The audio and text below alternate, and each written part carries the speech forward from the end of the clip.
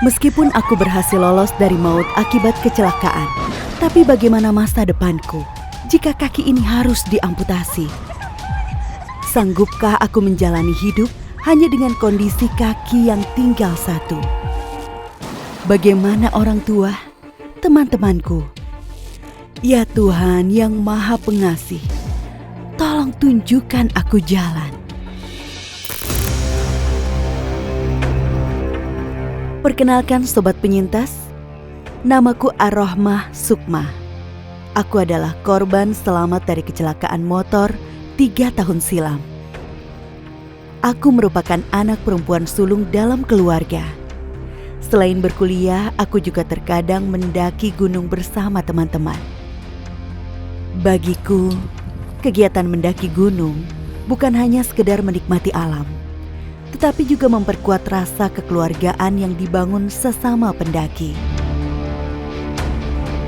Namun malang, hidupku berubah 180 derajat semenjak kecelakaan merenggut kaki kananku. Aku di antara hidup dan mati. Iya, Sobat Penyintas, saat itu aku merupakan mahasiswi tingkat akhir jurusan Teknik Bangunan Kapal di salah satu politeknik di Madura. Tak kusangka, niatku pulang kampung malah berujung petaka. Tahun 2018 silam, nyawaku berada di ujung tanduk antara hidup dan mati, akibat tabrakan adu banteng antara motor yang aku kendarai dengan sebuah mobil. Tragedi terjadi pada tanggal 8 Agustus 2018 silam. Aku dalam perjalanan dari Madura menuju kampung halamanku di Kecamatan Dridoyo, Gresik, Jawa Timur.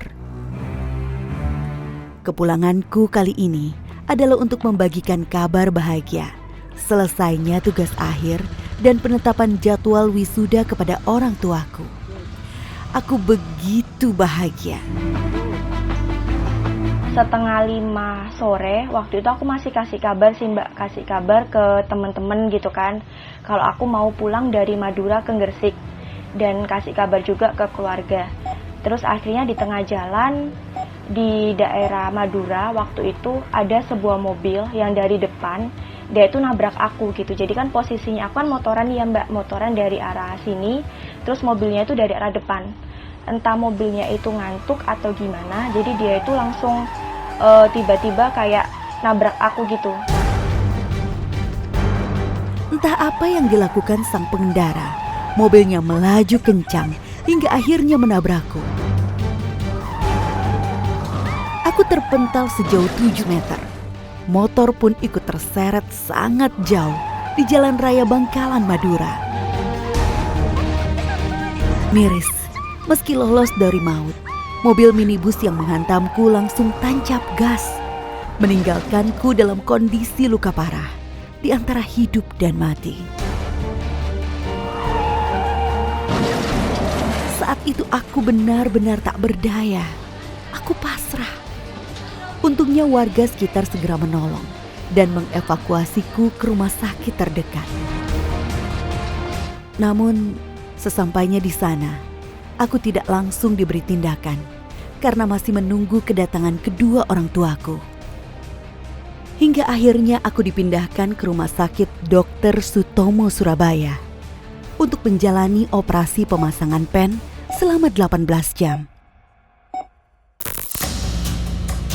Bukannya membaik, pasca operasi kondisi kakiku justru semakin buruk. Rasa sakit yang begitu hebat juga tak kunjung usai. Ya Allah, apa yang terjadi dengan kakiku?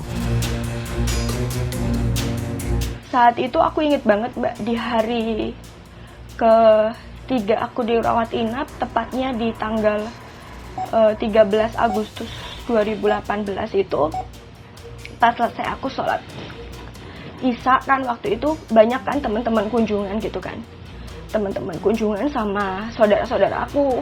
Jadi waktu itu tiba-tiba setelah aku sholat Isya ada 5 dokter kan datang gitu kan. Datang, dia nemuin aku sambil kayak ngetes kaki aku gitu ya Mbak, ngetes pembuluh darahnya masih jalan atau enggak gitu kan. masih baik atau enggak. Dan saat itu juga ada keluarga aku di situ. Dan tiba-tiba dokter itu langsung bilang ke aku gini, Mbak Arohmah masih mau hidup gak? Kalau Mbak Arohmah masih mau hidup, nanti malam Mbak harus diamputasi ya. Karena kita udah gak bisa ngejamin Mbak bertahan sampai kapan. Karena virus Mbak infeksinya sudah berjalan dan sebentar lagi mungkin akan bisa ke jantung. Kalau ke jantung kita nggak akan bisa prediksi. Hancur sudah mimpi-mimpiku. Lolos dari maut akibat tabrakan hebat, ternyata aku masih harus menghadapi ujian Tuhan dengan kehilangan kaki kanan di usia muda. Aku benar-benar tak bisa memilih, kehilangan kaki kanan atau kehilangan nyawa. Sobat penyintas, berat rasanya hati ini untuk menerima kenyataan. Aku terus bertanya kepada Tuhan, kenapa ini terjadi padaku? Bayangan indah wisuda mengenakan baju toga seakan sirna. Aku harus menelan pil pahit dan menjalani masa remajaku dengan rehabilitasi pasca amputasi kaki selama berbulan-bulan. Dalam kondisi ini, mentalku benar-benar hancur, luluh lantak, seakan tidak mau lagi menatap masa depan. Semuanya gelap. Aku tak tahu apa tujuan hidupku dengan hanya punya satu kaki. Pulang dari rumah sakit tuh kayak ngerasa bahwa diri aku itu nggak ada apa-apanya. Bahkan aku ngerasa bahwa Tuhan itu nggak adil. Sampai pada akhirnya aku itu nggak mau sholat sama sekali. Aku nggak mau kenal Tuhan sama sekali. Karena aku bener-bener marah gitu kan Mbak. Aku bener-bener marah dan aku bener-bener ngerasa dunia ini nggak adil. Dan di hari itu juga tiba-tiba tubuh aku itu tergerak buat ambil air wudhu buat sholat asar. Diberikan mimpi lah ibaratnya saat sholat itu, bahwa memang ini udah jalan hidup kamu, sudah jalan takdir kamu. Tapi di saat itu kan aku tidur di ruang sholatan ya Mbak, di ruang sholat keluarga. Dan pas udah menjelang maghrib, aku tiba-tiba dibangunin sama ibu aku. Dibangunin, diajaklah sholat maghrib berjamaah. Akhirnya aku ambil air wudhu lagi. Aku ambil air wudhu itu masih posisi nangis, masih belum bisa nerima diri aku. Aku kembalilah ke ruang sholatan itu. Aku sholat berjamaah sama ayah dan ibu aku. Dan aku waktu itu nggak menunjukkan tangisan aku, karena aku nggak mau ayah sama ibu aku itu tahu kalau aku posisinya saat itu bener-bener nggak bisa nerima diri aku. Selesai sholat maghrib, mungkin ayah sama ibu aku itu tahu ya Mbak, karena kan ibaratnya orang tua itu pasti tahu posisi anaknya itu kalau lagi sedih, marah. Dan di saat itu selesai salam, ibu aku langsung meluk aku. Dia bilang, Mbak, ayah sama ibu sudah ikhlas nerima Mbak apa adanya. Walaupun Mbak harus kehilangan kaki Mbak, ayah sama ibu bersyukur Mbak masih diberikan kehidupan. Mungkin ini sebagai cobaan ayah sama ibu supaya bisa ngerawat Mbak lebih baik. Sobat penyintas, inilah bukti nyata kasih ibu sepanjang masa. Aku yang seharusnya sudah mandiri, kini harus kembali meminta ibuku untuk mengurusku. Begitupun dengan ayahku. Limpahan kasih sayang dan dukungannya tak pernah kurang. Sejak hari itu, aku bertekad untuk menjalani kehidupan yang baru. Aku pun memutuskan berani untuk menghadiri acara kelulusan. Meski saat itu masih ada 11 jahitan di kaki setelah proses amputasi. Selain dukungan keluarga, teman-teman juga menguatkan tekadku.